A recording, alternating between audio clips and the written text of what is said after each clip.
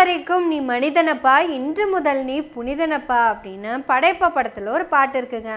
அந்த பாட்டு நம்ம அண்ணாமலை அண்ணனுக்கு ஆப்போசிட்டாக ஒர்க் அவுட் ஆகிட்டுருக்கு. நேற்று வரைக்கும் நீ தலைவனப்பா, உன்னையன்றி இந்த உலகத்தில் வேற யாரப்பா? தமிழகத்தில் பிஜேபியை ரட்சிக்க வந்த ரட்சகனே, அண்ணாமலை அன்றி தமிழகத்தில் ஒரு அணுவும் மசையாது, அண்ணாமலைனால தான் பிஜேபி வளர்ந்துச்சுன்னு பேசிக்கிட்டு இருந்தவங்க தன்னோட சேனல் ப்ரமோஷனுக்கே அண்ணாமலையை பயன்படுத்திக்கிட்டு இருந்த பாண்டே உட்பட இப்ப அண்ணாமலைங்கிற வார்த்தையை தூக்கி அப்படியே குப்பையில கடாசிட்டு இப்ப அவரு அண்ணாமலை இல்ல, வெறும் ஐர மீன். ஒரு ஐர மீனை போட்டு விரா மீனே பிடிச்சிட்டாரு அமித்ஷான்னு சொல்லிட்டு இருக்காங்க. நாங்களும் அண்ணாமலை அண்ணன்கிட்ட எத்தனையோ தடவை சொல்லி பார்த்துட்டோம், நம்பாதீங்கன்னு. சரி, இந்த வகையறாக்களுக்கு அண்ணாமலை அண்ணன் மேல என்ன இவ்வளவு பெரிய காண்டு? எஸ்வி சேகருக்கு காண்டு அது ஊருக்கே தெரிஞ்ச விஷயம். கேடி ராகவனுக்கு கூட காண்டு இருக்குது அப்படின்னா அதுக்கு காரணமும் எல்லாத்துக்கும் தெரிஞ்சதுதான். பாண்டேக்கு என்ன பிரச்சனைன்னு தான் தெரியல. அண்ணாமலை காலடி மண் எடுத்து நெத்தியில போட்டு வைப்போன்னு டெய்லியும் பேசிக்கிட்டு இருந்தவர் தான் பாண்டே. அண்ணாமலையை நீக்கிட்டா இங்க பாஜக வளரவே வளராதுன்னு தான் பேசினாரு. அண்ணாமலை தான் இளைஞர்கள் மொத்தத்தையும் நம்ம பிஜேபிக்கே கொண்டு வந்தாங்க அப்படின்னுலாம் பேசினாங்க. இப்படி ராகச்சிறந்த அறிவாளி, படிப்பாளி, படைப்பாளி, உழைப்பாளி பாஜகவுக்கு இனி கிடைக்கவே மாட்டாங்கன்னு சொன்னாங்க. அப்புறம் ஏன் அண்ணாமலை இன்னைக்கு திடீர்னு நீங்க பார்த்தா ஐரமீனா மாறிட்டீங்க?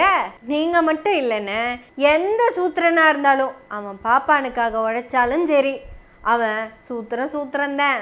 அவளையெல்லாம் வைக்க வேண்டிய இடத்துல வைக்கணும் அப்படின்னு சொல்லுவாங்கல்ல, அது அண்ணாமலை அண்ணா மேல இப்பதான் இம்ப்ளிமெண்ட் பண்ணியிருக்காங்க. பாஜக கட்சிக்கும் பாண்டேக்கும் எந்த சம்பந்தமும் இல்லை. பாண்டேனால பாஜகக்கு 10 ஓட்டு கூட வராது. இது எல்லாமே பாஜகக்கு தெரியும். ஆனாலும் பாஜகக்கு பாண்டே தான் முக்கியம். பாண்டேனா ரங்கராஜ் பாண்டே மட்டும் இல்ல, பாண்டே வகையறாக்கள் பொன்னார், தமிழிசை, எல் முருகன் வரிசையில் இப்பொழுது நம் அண்ணாமலை, இவங்கெல்லாம் தமிழ்நாட்டில் பாஜக வளர்றதுக்கு நடந்தே உழைச்சவங்க.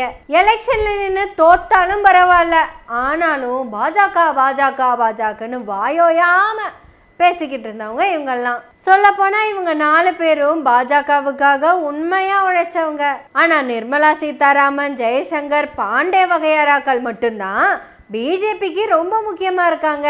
அவங்களுக்கு ஒரு நாளும் அண்ணாமலை முக்கியம் கிடையாது. அண்ணாமலை மட்டும் இல்ல, நரேந்திர மோடியே முக்கியம் கிடையாது. பாருங்க, நேத்து வரைக்கும் தலைவான்னு சொல்லிக்கிட்டு இருந்தவங்க இன்னைக்கு தவளைன்னு சொல்ல ஆரம்பிச்சிட்டாங்க. தற்குறி தம்பிகளுக்கும் எங்களுக்கும் நேரடி சண்டை. இப்ப புதுசா விஜய் குறுக்கால வந்து நானும் உங்களுக்கு எதிரிதான் அப்படின்னு பேச ஆரம்பிச்சிட்டாங்க.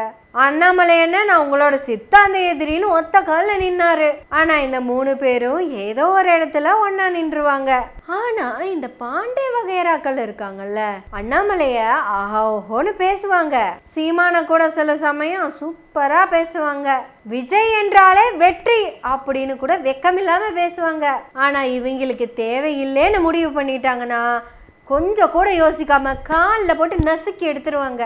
இதை சொன்னா இவங்க 3 பேத்துக்கும் புரிய மாட்டேங்குது. இந்த 3 பேத்தையும் படின்னு படிக்க வச்சது தமிழ்நாடு தான். இந்த 3 பேர்த்தோட வாழ்க்கை முன்னேற்றத்துக்கு காரணமும் இந்த தமிழ்நாடு தான். இந்த தமிழ்நாட்டோட முன்னேற்றத்துக்கு காரணம் திமுக தான். ஆனா அந்த திமுகவை எதிர்க்கிறது தான் எங்க கொள்கை. நான் எங்கன்னு சொன்னது எஃப்சிக்களை. அந்த எஃப்சிக்கு அல்ல கைகளா சில நேரங்கள்ல பிசி, எம்பிசி, எஸ்சி, எஸ்டிக்களும் இருக்காங்க. அவங்களுக்கு தான் தெரிய மாட்டேங்குது நம்ம எதிரி யாருன்னு. அண்ணன், இனியாவது புரிஞ்சுக்கங்க, உங்களோட உண்மையான எதிரி இன்னைக்கு அண்ணாமலை எங்களுக்கு வேண்டான்னு யாரு சொல்றாங்களோ அவங்க தான். நேற்று வரைக்கும் அண்ணாமலை, இன்னைக்கு ஐரமீன். இது பாண்டேக்கு.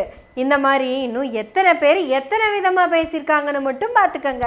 அந்த எஃப்சிக்களுக்கு எதிராக போராடிக்கிட்டு இருக்கிறது உன்ன தலைவன்னு சொன்ன சூத்திரன். உங்களை உண்மையாலுமே தலைவர்னு நம்பிக்கிட்டு இருந்தாளுங்க. ஆனா இவங்க யாருமே உங்களை ஒப்புக்க சப்பான்னு கூட தலைவனா ஏத்துக்கவே இல்லை. ஆனா நீங்க என்னடானா இந்த கோஷ்டிகளுக்கு வேண்டி உங்களோட வேலையும் விட்டு உயிரையும் கொடுத்து சாட்டை யோசிச்சு பாருங்க, அந்த பஞ்சில் அடிச்சா எப்படி வலிக்கும். சாட்டையால் அடித்த புண் உள்ளாரும் ஆறாது சாணக்கியனால் சுட்டவடு. இது வரைக்கும் நாங்க உங்களை எதிர்த்து பேசுனது கிண்டல் பண்ணது எல்லாமே நீங்க திருந்தி வரணுங்கிறதுக்காக தான். இனி அவங்க அடிப்பாங்க பாருங்க, அதுதான் சூத்திரனுக்கு விழுக போற உண்மையான அடி. இந்த அடியை தான் 2000 வருஷமா நம்ம எல்லாருமே வாங்கிக்கிட்டு இருந்தோம். வெள்ளைக்காரன் வந்ததுக்கு அப்புறம் தான் ஓரளவுக்கு படிக்க ஆரம்பிச்சோம். திராவிட ஆட்சினால இந்த மாதிரி அடிமைத்தனத்துல இருந்து கிட்டத்தட்ட வெளியே வந்துட்டோம். ஆனாலும் நம்ம ஆளுகளையே கூப்பிட்டு நம்ம கண்ணையே குத்துறதுன்னு சொல்லுவாங்கல்ல, அப்படிப்பட்ட ஒரு கையா தான் இன்னைக்கு வரைக்கும் அண்ணாமலை அண்ணன் இருந்தீங்க. அதனாலதான் இவ்வளவு நாள் அண்ணாமலைய தலைவேன்னு சொன்னவங்கெல்லாம் இன்னைக்கு அண்ணாமலை அண்ணனை ஐரமீனுன்னு சொல்ல ஆரம்பிச்சிட்டாங்க.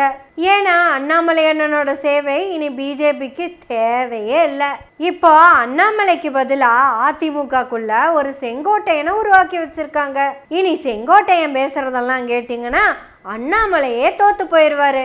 இந்த ஆர்பி உதயகுமார் சொன்னார்ல, இந்தியாவின் இரும்பு மனிதர்னு. இனி அதிமுகல இருக்கிற ஒவ்வொருத்தங்களும் அண்ணாமலை அண்ணனை விட அதிகமாக கூவுவாங்க. இப்படித்தான் அவங்க பேசுவாங்க அப்படின்னு நீ எப்படி சொல்ற அப்படின்னு கேட்குறீங்களா? மருத்துவம் படித்த மருத்துவர் அம்மாவே மாட்டு மூத்திரம்தான் மிகப்பெரிய மருந்துன்னு சொல்றது தான் அதுக்கான மிகப்பெரிய எக்ஸாம்பிள். இப்போ வேற வழியே இல்லாமல் சூத்திரராகிய நாம எல்லாரும் நாங்கள் மறுபடியும் அடிமைகளாக வரோம் அப்படிங்கிறதுக்காகவே போட்டி போட்டுக்கிட்டு இருக்கிறோம். இப்போ அடுத்த அடிமை யாரு அப்படிங்கிற போட்டியில் நைனா நாகேந்திரன் தான் முன்னாடி நிற்கிறாராமே. இந்த பாண்டே வகையறார்கள் எல்லாரும் உலக போரில் ஜெர்மனி ஜெயிக்க போகுதுன்னு தெரிஞ்சதும் எல்லாரும் போய் ஜெர்மனி கற்றுக்கோங்க அப்படின்னு ஜெர்மனி கற்றுக்க போனாங்களாமே. அந்த மாதிரி இப்போ எல்லாரும் இந்த பக்கம் வந்துடுவாங்க. இனி நைனா நாகேந்திரன் தான் உண்மையான தலைவர் அப்படின்னு. நைனா நாகேந்திரன் அவ்வளோ பெரிய தலைவர், அவ்வளோ பெரிய அறிவாளி இப்படின்னு இவங்க சொல்றதை கேட்டு அவர் எப்படியெல்லாம் முட்டாளாவார்னா, அண்ணாமலை அண்ணன் கடந்த 4 வருஷமா எப்படியெல்லாம் முட்டாளானாரோ அதை விட ஒருபடி மேலதான் ஆக போறாரு. எல்லாம் ஒரு சான் வயிற்றுக்காக இல்ல, எதுக்காகன்னு அவங்க தான் சொல்லணும். இன்னைக்கு சோசியல் மீடியாவில் நடந்துட்டு இருக்கிற சண்டை யாருக்கும் தெரியுமா? அண்ணாமலை எங்கள் தலைவர் அப்படின்னு எந்த 2 பேர் பேசிக்கிட்டு இருந்தாங்களோ அந்த 2 பேத்துக்குள்ளதான் சண்டை. அந்த குரூப்ல இருக்கிற எஃப்சி எல்லாம் சொல்றாங்க அண்ணாமலை இல்ல அவரு ஐரமீன்னு. வழக்கம் போல இருக்கிற ஓபிசி எஸ்சி எஸ்டிக்கள்லாம் அவரு ஐரமீன் இல்லைங்க அண்ணாமலை அப்படின்னு சொல்றாங்க. அவரு அண்ணாமலையா ஐரமீனான்னு அண்ணாமலை தான் சொல்லணும். அண்ணாமலைக்கு இனி வாய்ப்பு இருக்கான்னு தெரியல, ஆனா நைனா நாகேந்திரனுக்கு வாய்ப்பு இருக்குது. நீங்க மீண்டும் அடிமையாகாம இருக்கிறதுக்கு நாங்க புன்னகையோட வாழ்த்துறோம். நீங்களும் புன்னகையோடையே வாழுங்கள். நன்றி, வணக்கம்.